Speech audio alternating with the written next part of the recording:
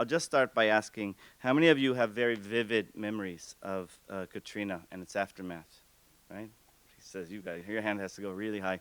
How many of you did something in response to that, right? That you were moved to do something. You said, I can't just sit here. A bunch of my rabbinic colleagues, we went there. People went there and started showing up, and you know better than us how they came. And some of us went to Texas because we wanted to help there, right? We wanted to help there. It's a place that here in California, you know, sometimes we see these things and they're far away, but the images are very vivid, at least to me. Our guest today demonstrated incredible leadership and was a leading voice in bringing life and soul back into New Orleans, or helping it to flourish again. So just a couple housekeeping things and I'll be quiet. If you have a cell phone, will you make sure it's on silent, please? Second, you can buy Scott's book, and he's going to sign them for you if you would like after, so I encourage you to do that. And as we begin, I want to express my deep gratitude to the Samuels family for helping make today possible. And I'm going to invite current Tulane student, Ethan Samuels. He's the music director of Green Envy. It's the oldest a cappella group at the university, to introduce our guest. You should go home tonight or this afternoon and you should go into YouTube and you should put Green Envy and Scott Cowen. If you put Green Envy and Scott Cowen, you will see an incredible tribute that Ethan helped to lead last year to Scott, as he called him, Scotty C, in the video. So go look it up. You'll see the work that they do. And Ethan, please.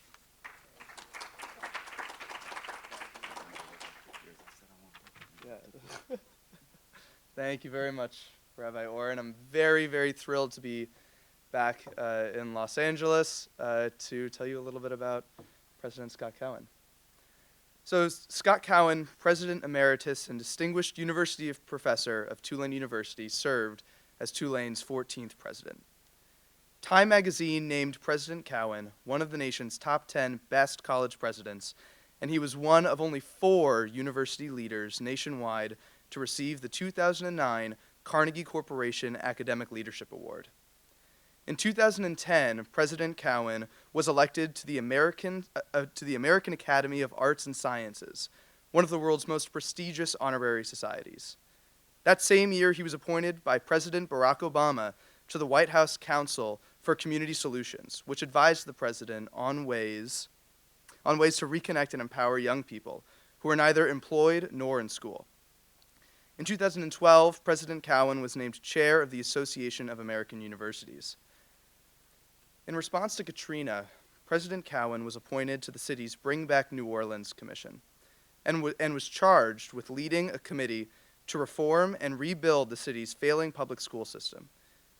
President Cowen has devoted his days and nights to these monumental tasks and has already had impressive results. In addition, President Cowen served as a commissioner of the New Orleans Redevelopment Authority, which plays a major role in the rebuilding of Orleans Parish in the aftermath of Hurricane Katrina. In his book, The Inevitable City, the story of the resurgence of New Orleans, one of America's great cities, and how ordinary citizens, made up of a coalition of business and nonprofit leaders, rescue their own city after politicians and government officials failed them. Please join me in welcoming our distinguished guest and one of my favorite people, President Scott Cowen.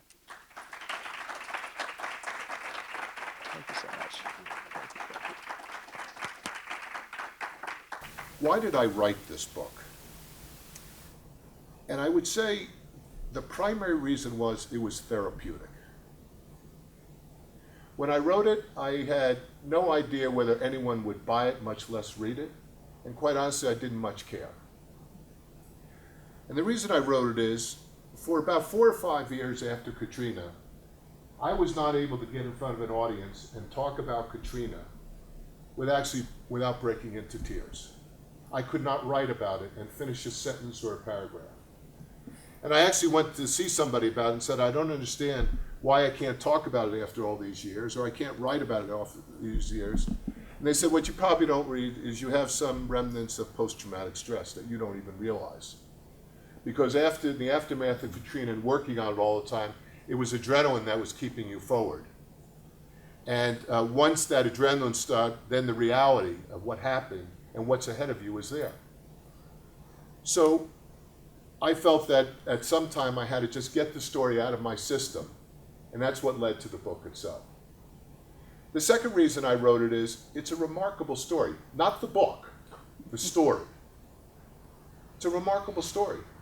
Because many of you know, and you remember, 10 years ago, most people in America and around the world counted New Orleans out and counted Tulane out and felt that they would never recover. And if they did recover, they'd be so diminished from what they were prior to the storm that it wouldn't be worth coming to Tulane University, or New Orleans would never recapture its magic again. And here we are 10 years later. And I would tell you this, that we're still a work in progress, both Tulane and the city. But we are stronger and better today as a city and a university than we ever were before Katrina, and stronger and better because of Katrina. Which is a sad thing to say, because no one would have ever wished a tragedy like Katrina or any tragedy on anyone. But the fact of the matter is we're better and stronger, and it's a remarkable story. But I always caution a group, it's a work in progress. Next week I will be chairing a group, a number of expats from New Orleans who are coming in for an entire day. People who were originally from New Orleans who have gone on to very huge careers, and they're coming to the city for a day, and they want to understand what has now happened to New Orleans after 10 years. And I'll serve as the MC for that day, and we recruited a number of speakers to speak about various aspects of the city. And I said, we are not here to be just cheerleaders for New Orleans. We're here to give them a very balanced, realistic view of what's working and what's not working, and the challenges that still lie ahead. And that's why I say it's a work in progress.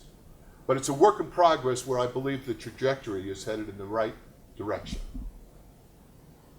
The third question people ask me, why did I wait so long?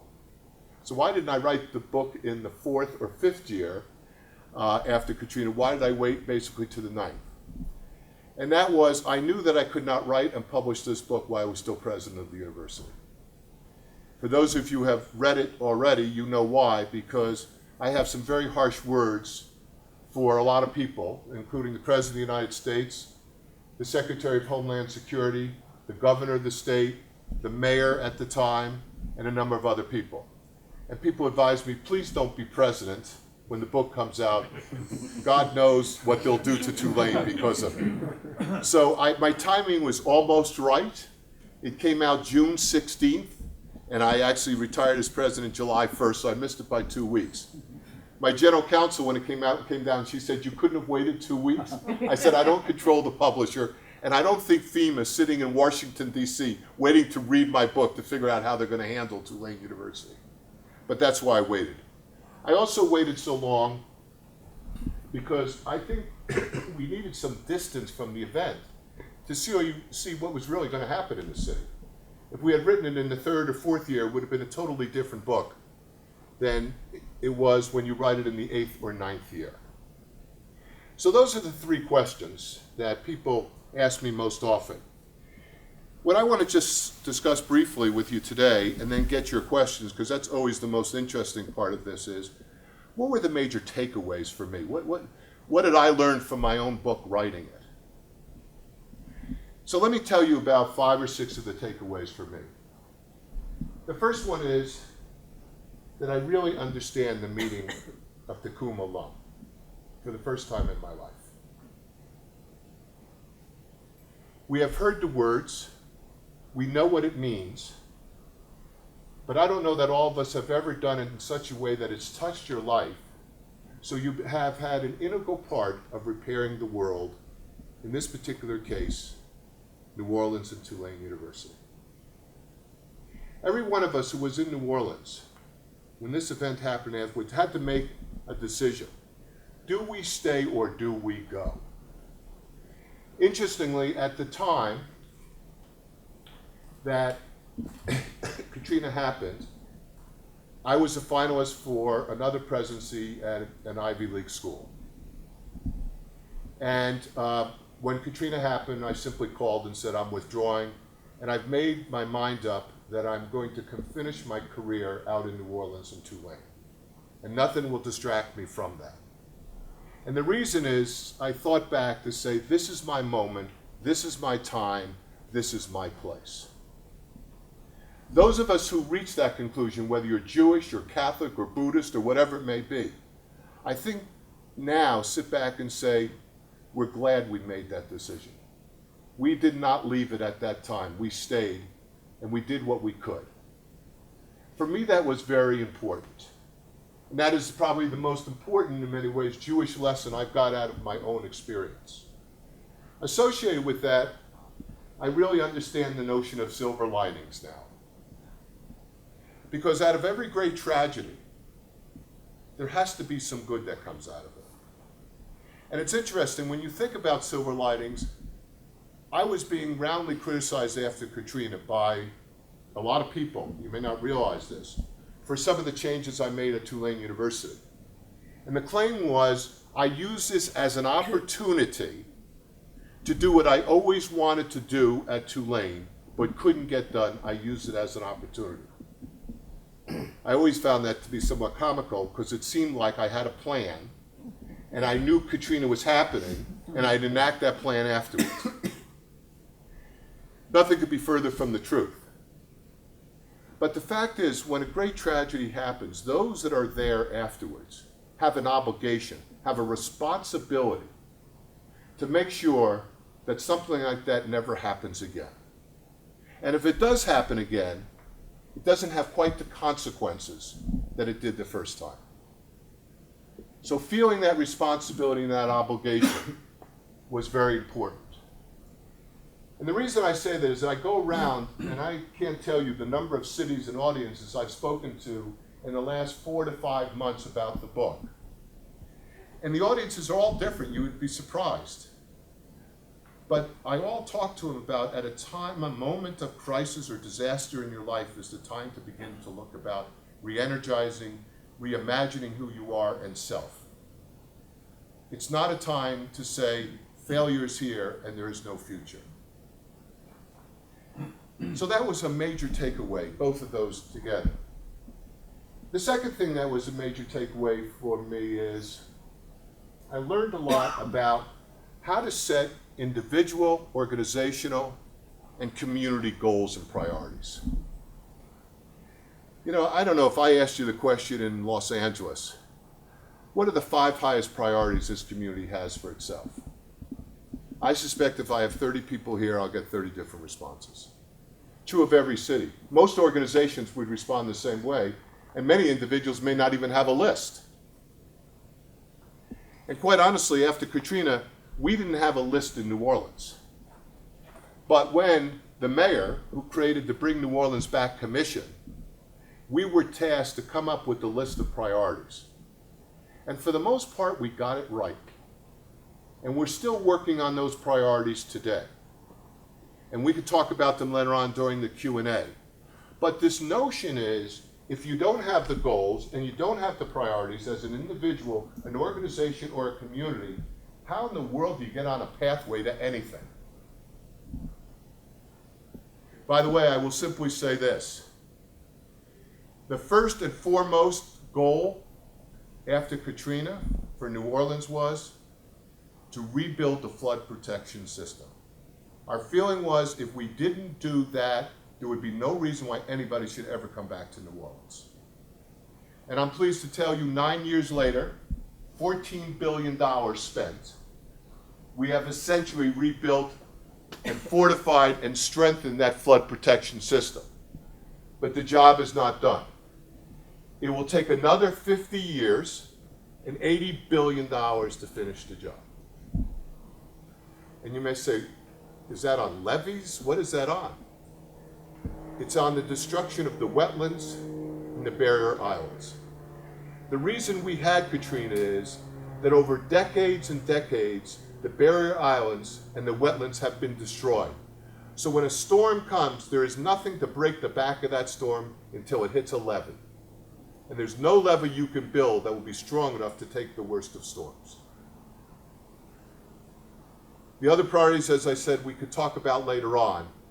but that was the most important one. But this notion of goal setting for a community or for an individual is critical.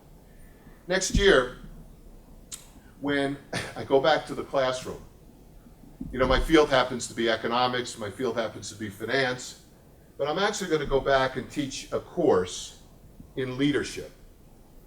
Because I think one of the things that we need to spend more time on, especially with our young people in college, is what is this thing called leadership? And how can we help them become more effective leaders than they already are?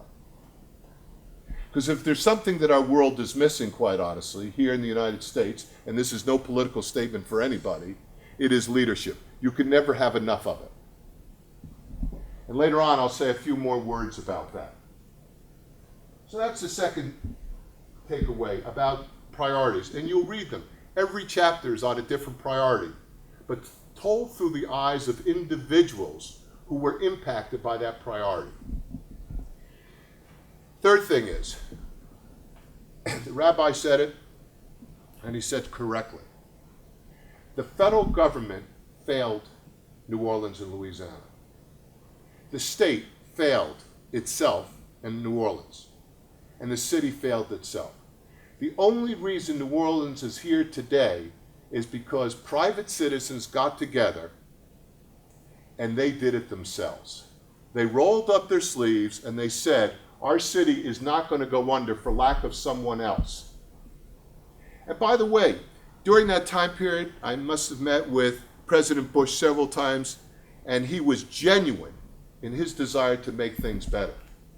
But there was a big gap between his articulation of what he hoped and wanted and those that executed below him. But I don't doubt his sincerity and his genuineness of it.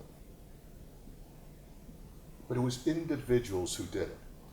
I'm a big believer in empowerment, and that is how we rebuild communities, whatever the community is. We do it ourselves. One of the biggest changes we made at Tulane University after the storm, and I think all of you know this, we became the first and only major research university in the country that integrates public service into the core curriculum. All 4 years the students are there. We didn't do that just to help New Orleans recover. That was one reason, but that wasn't the main motivation. The main motivation was to instill young people this notion of giving back. And in the process of giving back, they're going to learn more about themselves than they're giving back to anybody. And it's another way to enhance their sense of self and what we call their emotional intelligence. That's why we do it. If I had one regret about that particular change in the curriculum is, we actually should have made a higher bar for them than what they have right now.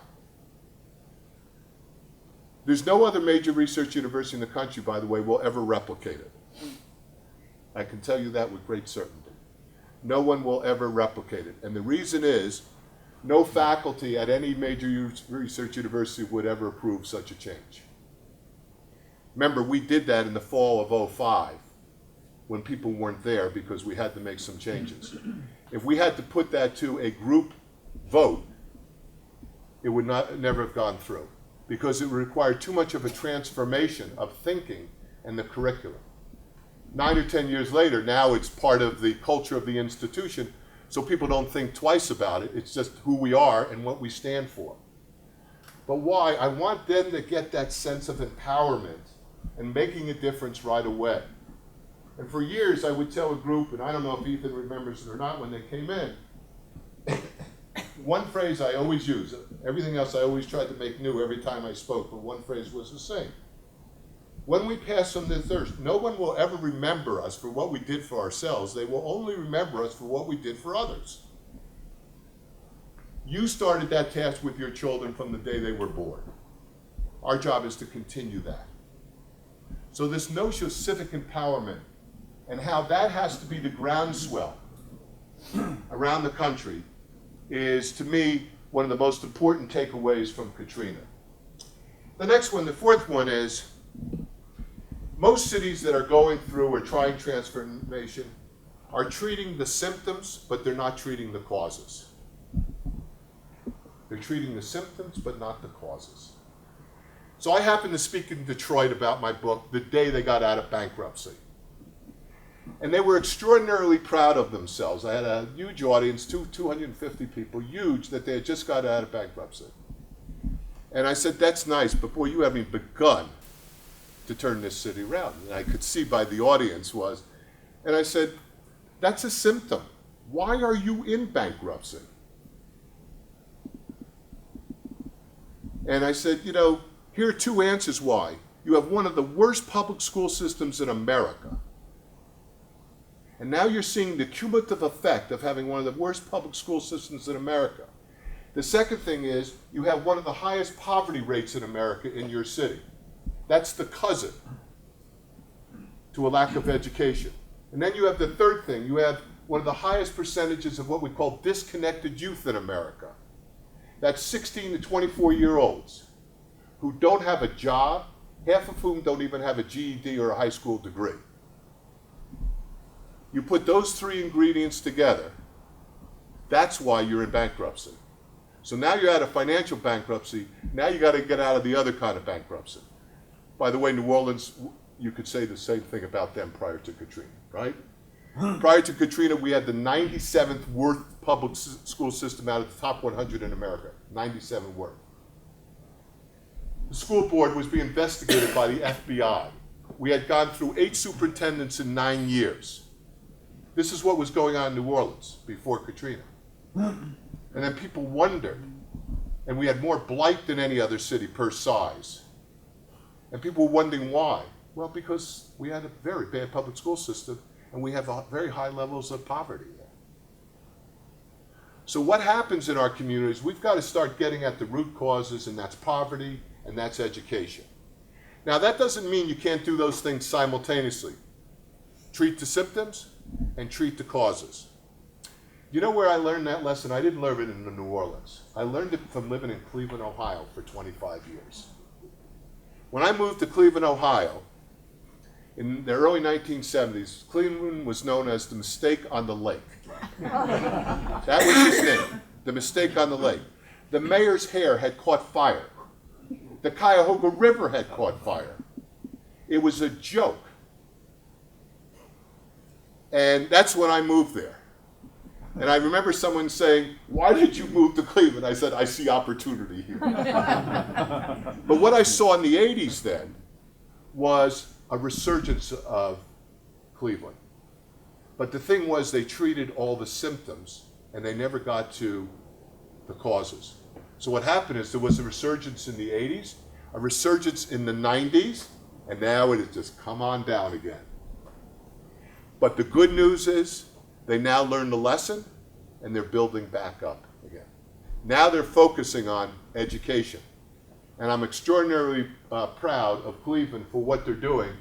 And someone who lived there for 25 years and still has deep connections in Cleveland, I think they've now got the message. So this notion of symptoms and causes we talk a lot about in the book. The next one was, what's the type of leadership we need? Because this is really all about leadership. You all know our mayor at the time is in jail. Now I have to tell you, I've known Ray Nagin long before he was mayor. And I don't know what happened to him, but I always thought he was a really good guy. And there was no hint, because he was a businessman all his life. He wasn't a politician. And I remember when he ran for mayor, he came by to see me and he talked about it. He had a vision and he really had a view of what had to happen, and he got elected with a very large vote, both of African American and white people. But after about 2 years, this is before Katrina, we began to wonder, well, does he really have a game plan for the future? So he did all the obvious things, but what's beyond the obvious?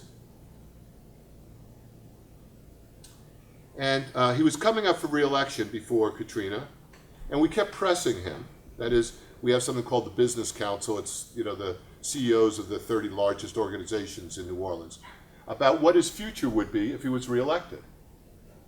Ray couldn't answer the questions, so we began to get worried. Then Katrina happened, and we had every right to be worried. because he had a weak bench strength of people. He himself didn't exhibit the kind of leadership we should have. So I learned a lot of lessons about leadership I talk about in the book.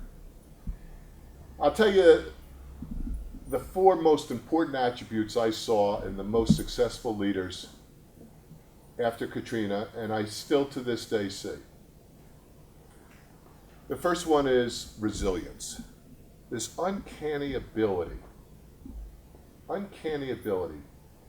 to be able to be in a difficult position, to be resilient enough and flexible enough to make changes as needed. We've all heard of the word resilience, but until you see in action, it's hard to really visualize what it is. And about 3 years ago, I decided to actually do some research on the word resilience. And I started to do some reading, and I came across one particular study which I thought was fascinating. It was a study of resilience, and it was done with survivors of the Holocaust. And what the researchers were trying to do was determine, did they have a common set of characteristics that allowed them not only to survive, but to overcome it in their life in some profound way. And they found 3 attributes. The first attribute is their uncanny ability to understand reality. Do you realize how many people and organizations and communities don't understand the reality of what they're living in right now? And I really mean that at a deep, profound level. They really don't understand it. I think in many ways, higher education doesn't understand the reality of what is going on around the world and the transformation that is occurring and the impact it will have on higher education. Clearly, hospitals didn't for many, many years, and healthcare didn't. And then they got caught up into that change. There was a profound story today in the New York Times about Kodak. And realizing in 1990, Kodak had $19 billion worth of sales. Today they have $2 billion and they're losing $120 million a year. And they don't know that they have any future. So this ability to understand reality is key. The second attribute that they found that survivors had was their ability to improvise. Their ability to face a problem and then find some solution to it. A really creative solution, not just same old, same old. The one I like the best that came up for us, and it happened to be by someone whose family were survivors of the Holocaust. It was one of our physicians. We had a terrible problem after Katrina because when the students were starting to come back and the families were coming back, there was no place for them to live. So we didn't know what to do. And we bought a couple of apartment buildings, we had some modular housing, but that only scratched the surface. And we're sitting in the middle of the night and someone comes up with an idea and they said, you know what, I was recently on a cruise. And I think we ought to lease a cruise ship. We said, this is not a bad idea. The only problem is, it's September, where do you get a cruise ship? So we called around, and I'm not making this story up. We called around, and indeed there were 2 cruise ships out in the Gulf that were empty. They were Israeli cruise ships.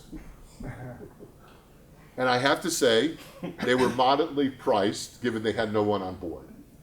So we asked them if they come down the Mississippi River and dock at the Mississippi River and serve as our safety valve.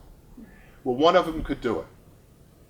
And I'll never forget the day standing near the convention center, looking down the Mississippi River and seeing this Israeli ship come down, cruise ship.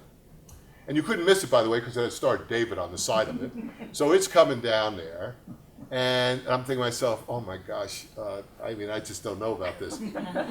So it's coming down, and it lands, and then I go on board, and the vast majority of the people on board only spoke Hebrew.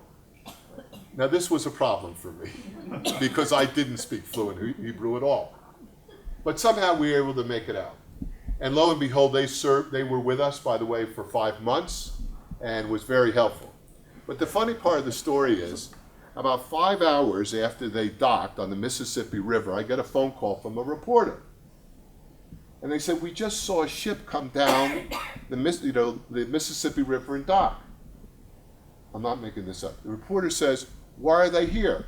Are they attacking New Orleans?" And I said, "Don't you think the Israelis have better things to think about than sending a cruise ship down here to attack New Orleans?" But that's a funny story to demonstrate a very important point, the notion of how to improvise. The third attribute of resilience is a set of core values or principles that guide your decision making. For all those people that were talked to, it was all their religion. It was being Jewish. And that doesn't mean if you're Catholic or you're something else, you can't have that. But there's a core set of values that lead you to make principled decisions. This notion of resilience, we talk about it all the time. But I've come to believe, especially after that, in hiring people, I've got to find out a way about their character and their resilience. The second thing I learned about leadership, which I think I knew, but I didn't quite put the word to it, is those that were the most effective leaders had an unbelievable amount of grit. That is, they had a determination and a focus not to fail, to succeed, no matter what the odds were. Once again, you could actually go online if you're curious. There are tests you can take for grit, and whether you have grittiness or not. So I've gone on and taken those tests. But I understand what they meant, this sense of purpose and determination and not to give up.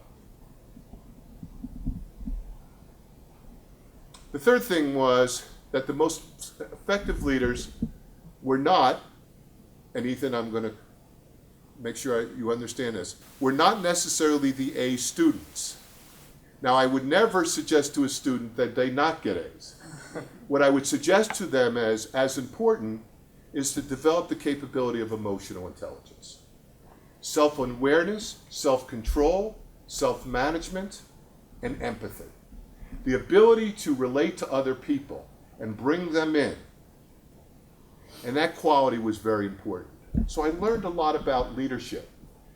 That's why I've decided when I go back to frame an entire course just around those principles with several different ways to make the point to various people. Then the last thing, quite honestly, to take away from the book, and this sounds pretty hokey. If the rest of it didn't sound hokey, this one really sounds hokey. I was born in the late 40s, so I grew up in the 50s and 60s. My grandparents were immigrants. My parents were born here. My sister and I were the first of our generation to go to college. And we actually believed in the American dream. We actually believed in it. We believed, we didn't have much money. I grew up in Jersey. And, we were well off. When I say well off, we weren't wealthy. We were probably what you would call now lower middle income or higher poor, however you would do it. But, I don't remember wanting for much as a kid. We didn't have much, but I don't remember wanting for much. But what I always remember is my parents saying, listen, if you work hard, anything's possible. You can't say that to a child today and actually mean it, because it's not. Life today is determined, for the most part, on the zip code in which you are born and raised in. The zip code. There's been study after study on this. So the question is, how do we recapture the American dream? Because this gap between the haves and the have-nots has gotten larger. There is no such thing anymore, I think, as the middle class. The middle class is shrinking. The reason that college is so expensive, and there's lots of reasons, and some of them should have never happened, but part of it is the real income of the middle class has actually gone down over time. And therefore, it's not affordable the way it used to be. And if we can't reinstill this notion of the American dream, then where do we go from here? Those are the major takeaways from the book. One of the things that has surprised me is that a lot more people have read it than I ever thought. So I figured my sister would read it, a few of my relatives would read it, but people have read it, and when asked, I will try to accommodate around the country going and talking about it. Why? Because I believe there are valuable lessons there for communities and cities, any place. I believe it's equally applicable to an organization, for-profit, not-for-profit, but I also believe it's useful to an individual. to read and to understand it. The last thing I will say, and then I'll stop and answer your questions, is so what I'm devoting the rest of my working life to is causes, finding solutions to causes of poverty and public education. So we have an institute at the university, which somebody gave money to name it for me, called the Cowen Institute. And in that Cowen Institute, we do three things. We're focused on the issue of disconnected youth, that is, how to get disconnected youth onto a pathway for a job or for education. We have a program in college and career readiness to help young people go to college or have a career. And then we have a policy section that actually advocates policies to advance college and career readiness and to advance disconnected youth. So I will spend the rest of my time with Tulane University on those issues. Teaching, I will spend my time on my leadership course, and then eventually another one I will do in design thinking. And then the last thing is that I will continue to spend as much time as I can, even outside the classroom, with students at Tulane University. Because that's why I got in the academy. I didn't get into the academy to be a university president. I get into the academy because I love young people and the potential they hold. That's my American dream. Ethan is my American dream. That's my hope. So the more we can do with your sons and daughters, many of you here, and your grandchildren, I don't know how many more years I have, 5, 10, 15, it's a good way to spend my time. Thank you very much.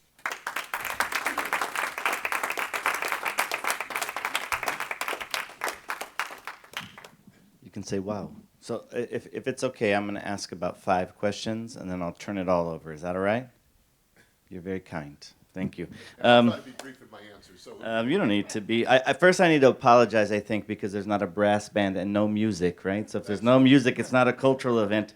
So this is our first year attempting this series on hope and that master narrative that highlights what people can do. So my first question has 2 parts. The first is thinking back to Katrina and the immediate aftermath of that. What was your source of hope in light of everything that was in front of you?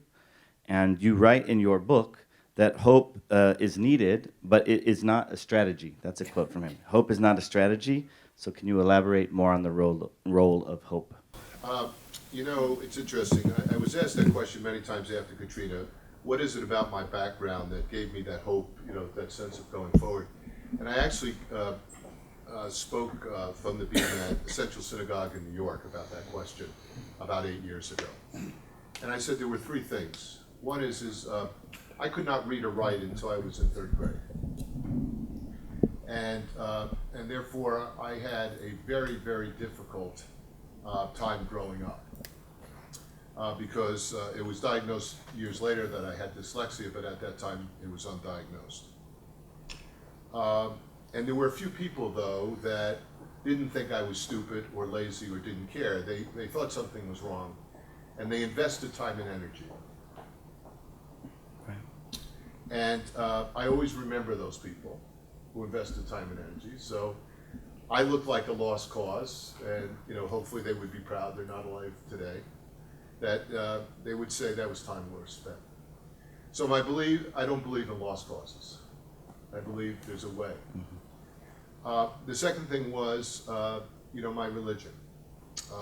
It's always been a source of comfort to me, and I have in my family a little bit of everything. A lot of Judaism, Catholic. I don't think anything beyond those 2. I've learned from all of them over the years, and that source of religion has really helped me get through things. And then the last one was I had a profound experience serving in the military in the 1960s as an infantry army officer, doing things at 22 years old most people are not asked to do.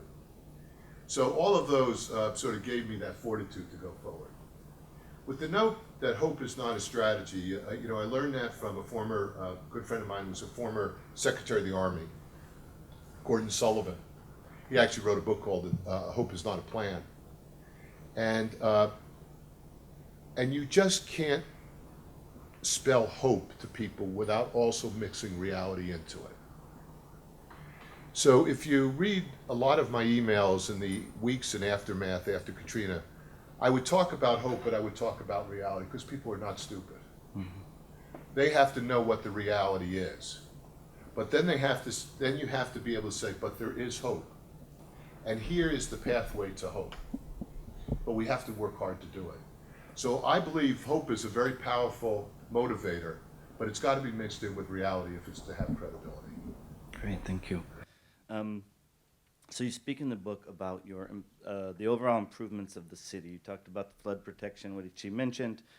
Ethics reform is big in the book. Educational reform, which you spearheaded and you should be congratulated for, and there are more. But you also mentioned towards the end that the continuing problem of crime and of employment and of poverty, and you talked about root causes. So can you share where New Orleans is today meeting those challenges? Well, let's talk about crime. We still have a long way to go to solve the crime problem. But once again, the crime problem will never be solved unless we solve the problem of disconnected youth and poor education. As long as there are poor people, there will be crime. Matter of fact, we know who the 800 biggest violent crime people are in the city. And they fall into that category of disconnected youth, 16 to 24. The work I do is I know a lot of these kids. Personally, I know them because I interviewed them when I worked on the Obama Commission. And what I learned about them is, for the most part, they don't want a life of crime. But if that's your only way to survive, to sell drugs, and for your own safety, I don't know what other alternative you have. So that's why getting them pathways to education or something else is so important. So I think the key is trying to elevate those that are poor and do the best you can, improve the public education system, and take those that are already disconnected and see if you can get them on a pathway. No silver bullet, it's not going to change overnight, but it can change in a generation. And I think we're looking at generational change, not, silver bullet change. Great. You were the president of a large and important university, and I'm sure, Ethan, there are some rules, there's policies and procedures that govern the way Tulane works, right? I'm pretty sure that's true. Yet there are many times in this book in which where at least I felt, that you didn't really care for all the bureaucracy, and especially all the rules that limited the action and the communal response, that the things that stood in the way of acting right now. So your book is about leadership, and you talked about that. So if me as a young leader, how would you advise me as to the right time to push against that status quo and the need to say, this is a time to create new rules? Yeah, I smile because my most satisfying time as president of Tulane University in many ways was when I was a benevolent dictator after Katrina.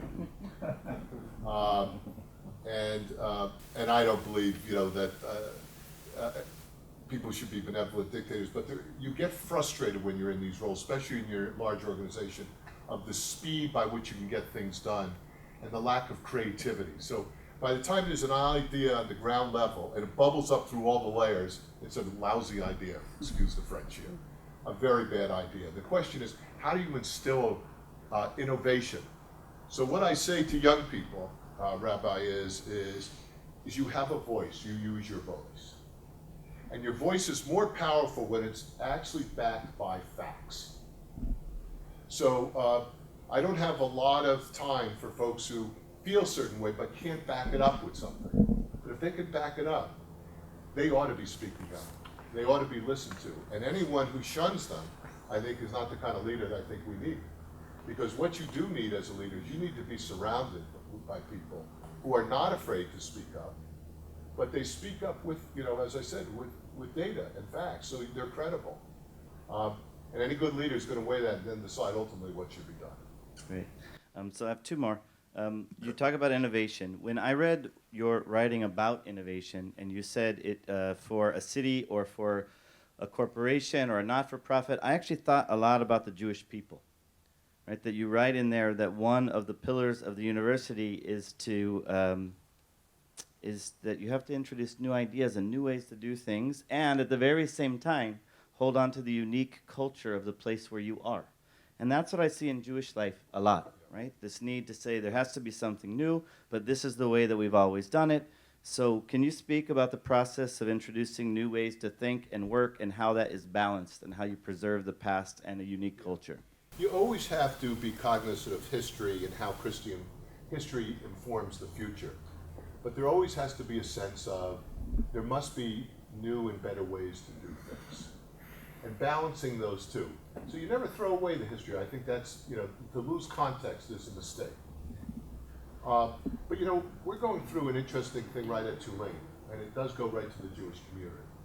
And I think we have a young rabbi who runs our Hillel down there. And I think he's doing a phenomenal job redefining the role of the Hillel on campus. And what he's doing is he's making it a very inclusive place for people to come to who are Jewish, but people who have some Jewish identity that's been lost. He makes it comfortable for you to come back in and to get involved. So that's the kind of innovation which I think, if we talk about young people, I spend a lot of my time on Jewish issues with Hillel International, with federations, and we're very concerned in the notion about inclusiveness. You take programs like Birthright, and you're familiar with it, I'm familiar, most are. But what we're saying is Birthright program is a terrific thing, but what happens, what's the next level of connectiveness for young Jewish people? How do we keep them? And we're talking through ideas at the national level of how to do that. So my view is you respect the past, but we have to constantly understand what the reality is. And if the reality is we're losing more and more young Jewish people, then we have to say, you know what do we do to keep them?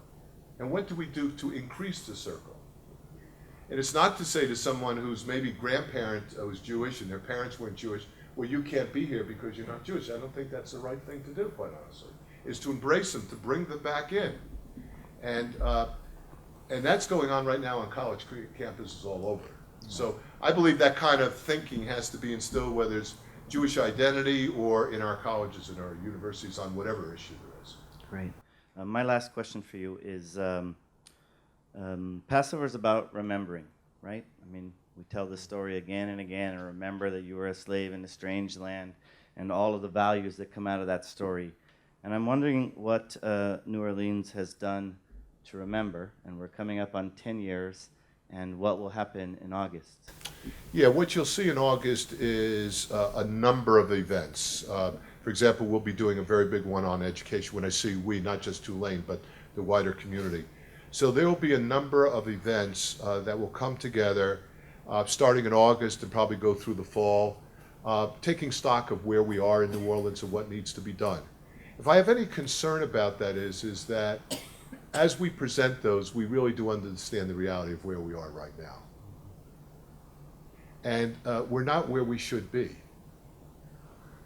We have made a lot of progress, but there's so much more to be done. So I think you're going to see a lot written about it. There's a documentary right now that's being made by public TV about the 10th anniversary of New Orleans. So you'll see articles, you'll see a lot of books that are scheduled to come out in the 10th year. And a lot about New Orleans, dissecting it, about what's worked and what's not worked. I just hope in our community that we're very balanced and objective about it in sharing our lessons as we go forward. Thank you. So you're very kind. Go for it. That's all yours. Scott, thank you very much. You've talked about New Orleans and you've talked about leadership. I'm interested in knowing specifically what happened to the university. It was flooded apparently. There were all kinds of bad things that happened. Yeah. What was your experience in that? Yeah. The question is, what really happened to the university? Well, we have two major campuses in Orleans Parish. One is the Uptown campus, which is 114 acres. That's everything other than our medical complex. 2/3 of the Uptown campus was flooded.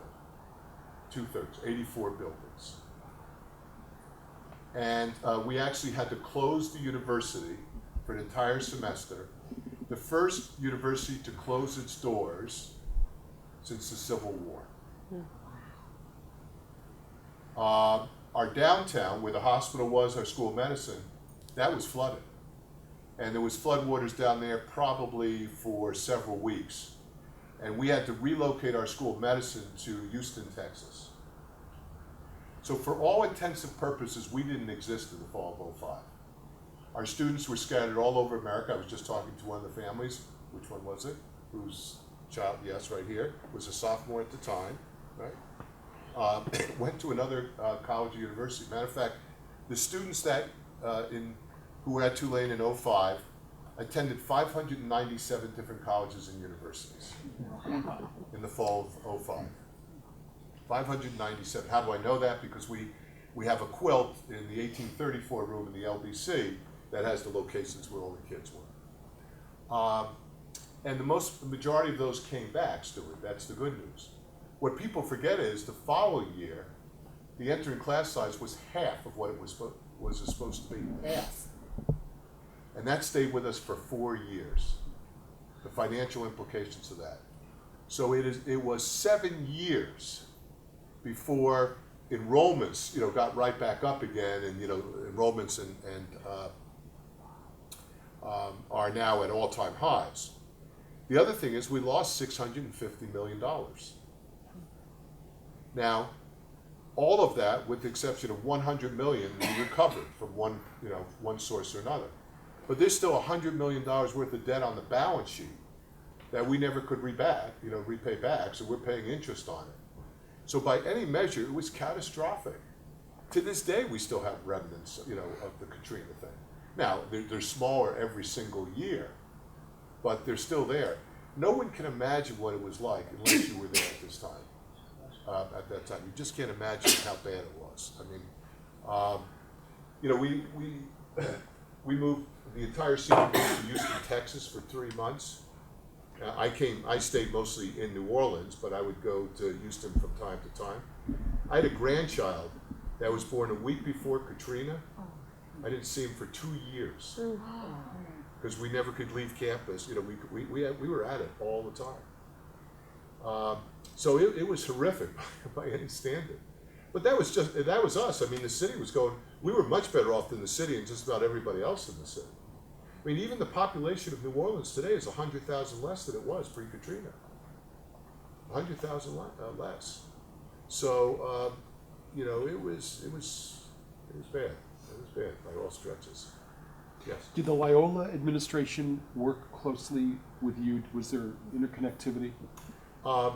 The answer is yes. There are 4 institutions that work very closely together: Xavier and Dillard, which are historically black colleges and universities, and Loyola. Now, Loyola, of the 4 of us, had the least amount of damage because their campus starts at Ferret Street. There was no flooding from Ferret Ferret forward. So Ferret, Willow, you go back that way, that was all flooded.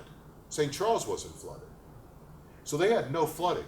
Now, they still had to overcome the issue of students wanting not to come back. What's interesting is Loyola to this day is suffering financially, still suffering financially from it, much worse than the rest of us are. Dillard never recovered its student population, neither did Xavier. We're the only one that recovered and actually is larger today than our student population. But yes, the 4 of us worked together. As a matter of fact, we offered Dillard the opportunity because they were going to relocate the university to Atlanta, Georgia, permanently. And the president called me. She was brand new. She said they were going to have to move. I said, that's crazy. You can't move. You're 100 years old. You're a black college. Everybody's seeing racist pictures on the news. Last thing we need is for a very good HBCU to move to Atlanta. So I went with her to Atlanta and met with her board. And we convinced them to keep Dillard in New Orleans. Otherwise, they were wanting to move it to Atlanta, Georgia. Yes? This may be a little off topic, but in times of dire circumstances like Katrina was, and you need resilience, and a lot of times when that happens, Jews become scapegoats, whether it's economic times, etc. So, and especially with all the anti-Israel sentiments on lots of campuses, having just come back from APAC, they had a list of the top 10 campuses of anti-Israel sentiment. Right. I was wondering if you could speak to the environment in that realm on Tulane today. Yeah. Well, the issue about anti-Semitism on campus, or in some cases anti-Zionism on campus, I mean, people get the two confused sometimes, but it's at an all-time high right now. That I will tell you. At Tulane, 37% of our undergraduates are Jewish. 37%. I mean, so we're third in the country after Yeshiva and Brandeis. So Yeshiva at the undergraduate level has 97% Jewish. I'm still trying to figure out who the other 3% is at Yeshiva. Brandeis is 50%, we're 37%. So knock wood, for the most part, we have not had those incidents over time. During my presidency, I can remember twice where we had it, and we just, swooped down, on it right away. And it was one of the speakers who were going to come to campus who was a well-known anti-Semite and a Zionist, and everybody said, "Well, what about academic freedom?" And we said, "Wait a minute, there are limits to academic freedom." But our campus has been pretty well in that regard. But on other campuses, it has not, and we're trying to figure out. Now I'm putting myself in a national thing with my work with Hillel International and a national foundation I'm on about what we can do to tamper down and deal with anti-Semitism on campuses and anti-Zionist actions. Yes. I'm going to have to leave to meet my son, who's a Tulane graduate. Also, my daughter's a Tulane graduate. Good. But you mentioned that you wanted the book to come out after you resigned. But why did you decide to resign? Was it just so many years you decided? Yeah, that's a good question. I did not resign because I lost any passion or any desire for the job. But my entire life, I have spent as a board director of major companies, and I have studied the concept of regeneration within organizations. And I think there's a time and a place where change is good.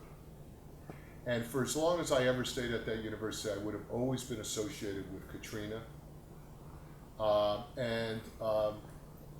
And I thought maybe bringing someone new in would begin to change the focus and let it go on to another stage of his life.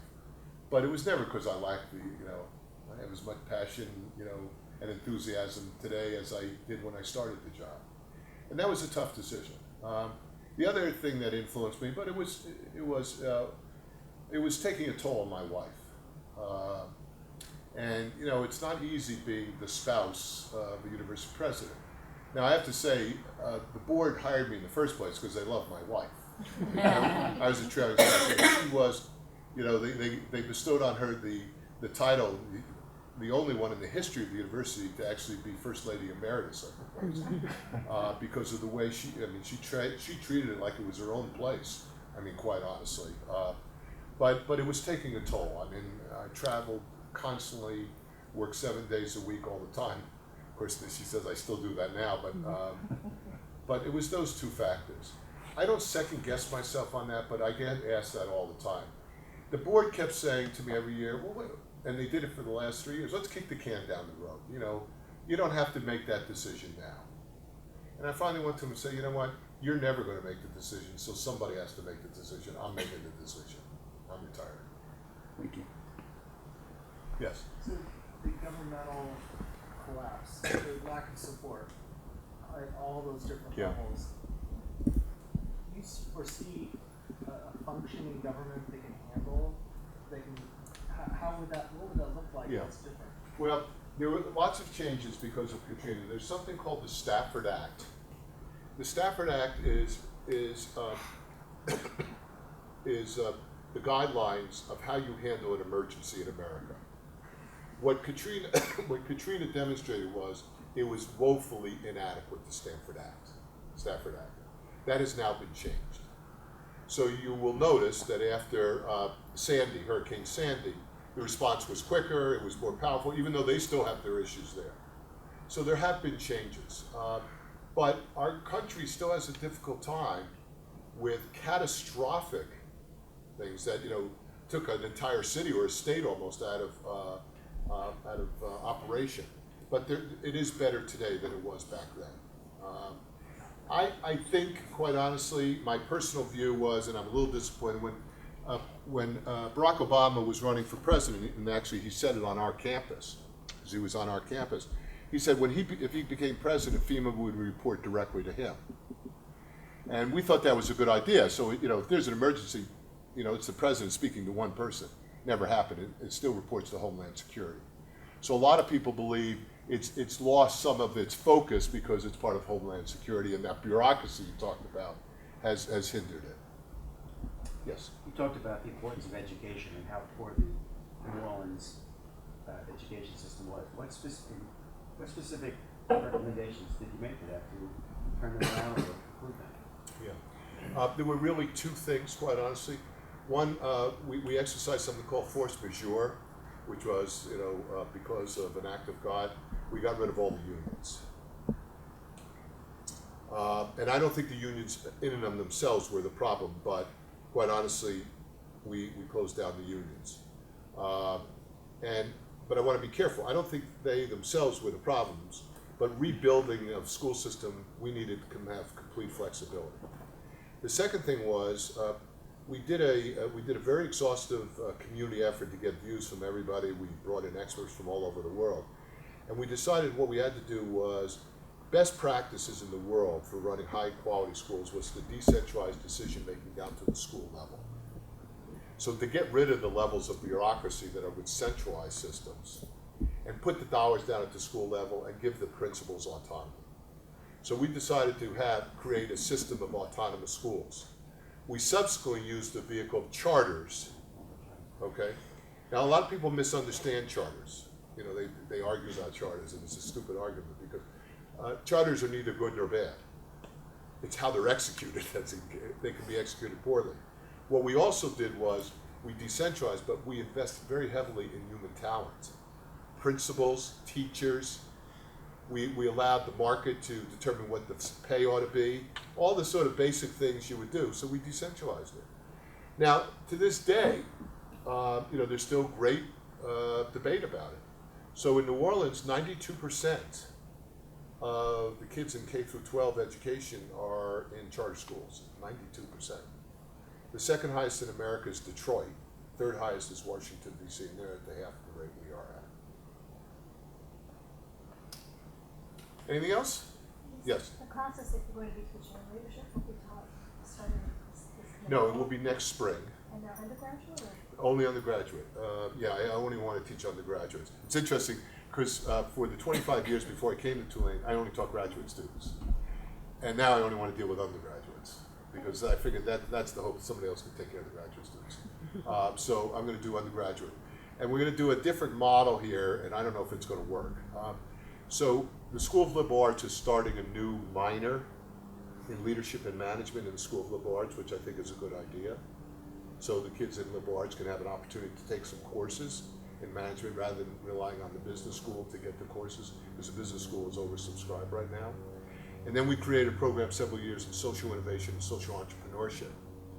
So the leadership course is going to be for both groups. So I'm going to teach it, we'll meet twice a week. One is where they can all come together and I can accommodate 75. And then the other time they'll break up into small sections of probably 20 or 25. And we'll do some more work with them. So we're going to try a little different model about how to run the course, because I'm trying to also think about how we could do it with large groups, but then not lose the intimate touch of the small sections. I was just going to ask if there's any way that you might be able to have these video conference so that. Sure, we're going to use some of that, and we're going to do a combination of a lot of things.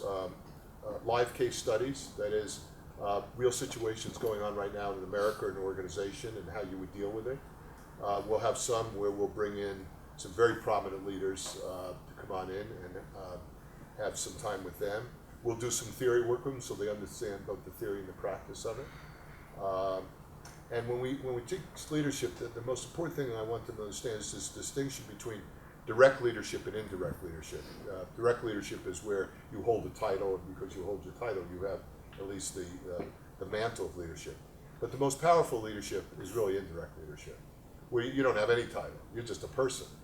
It's right? It's what's lacking in education. Right, you're a person, and by example, you are inspiring, motivating others. That's the most important part in my mind. So when you think of some of the real transformative leaders of the world, most of them didn't head up any organization, right? They just inspired, and that's what I want to focus on, more of that type of leadership. Because we're noticing it's lacking in terms of training in a lot of corporations. These kids graduating from school, our generation, they went to constantly going to training programs. The jobs these kids are getting, they're lacking that training. There are no programs that they send them to, and it would be great for kids that have graduated to still have the opportunity to. And one of the things we also have to do a much better job at college and university is this notion of emotional intelligence. You know, we do a really good job in the classroom. Bring them into a classroom, we give them the body of knowledge they need to be successful. But they don't get the emotional intelligence piece of it. You only get that by going out and mixing it up with people. And by the way, the more diverse people you mix with, the better it is. Because, you know, you got to be uncomfortable. You got to be put in a place where you're uncomfortable, and you have to, you know, learn how to deal with different situations. So hopefully the public service does that. A lot of our students, well, you probably know this because you're connected to it, a lot of our students are doing the work in public education. They do a terrific work. We have time for anything else, Rabbi? One more? All right. Just a quick one. Can the sons and daughters of the people that are in attendance get a leg up on the waiting list to be a part? There will be first come, first serve. But I said, the dean asked me about that. And I said, well, you know, it may be we won't have 75, but maybe we'll be less than that. But if there were more, I think I could actually make it work with 150. Cool. I think I can make it work with 150. So I'd like to ask one final question. Yeah. I know you're passionate about at-risk youth. That's what the term is in many places, at-risk youth. But in the book and in the Cowen Institute, you use the language of opportunity youth. Yeah. So can you talk about, one, that passion, but specifically that term, the opportunity youth? Yeah, and that's a very good question. Typically, the group, there is a difference between at-risk, disconnected youth. So at-risk are kids that, for whatever reasons, are at risk of not graduating from school or getting into trouble. That's one group. Some of the at-risk actually wind up being disconnected. But what we mean by disconnection is they don't have a job and they're probably not getting a degree, a high school degree or a GED. So that's disconnected. So they're known as disconnected youth, but that always seems to have a negative connotation to it. So we said is, why call them disconnected? It sounds like a liability, and they're really an asset. So let's call them opportunity youth rather than disconnected, because let's think of them as assets to our society. And we did that when we worked on the White House Commission. We said, we got to get rid of this word disconnected and make it. So we call ours our, our opportunity, we call it our ROI program, Reconnecting Opportunity Youth. But it's to change the narrative from a liability to an asset. And that narrative, whatever one you hold, right, is so influential in the choices you make. Absolutely it is.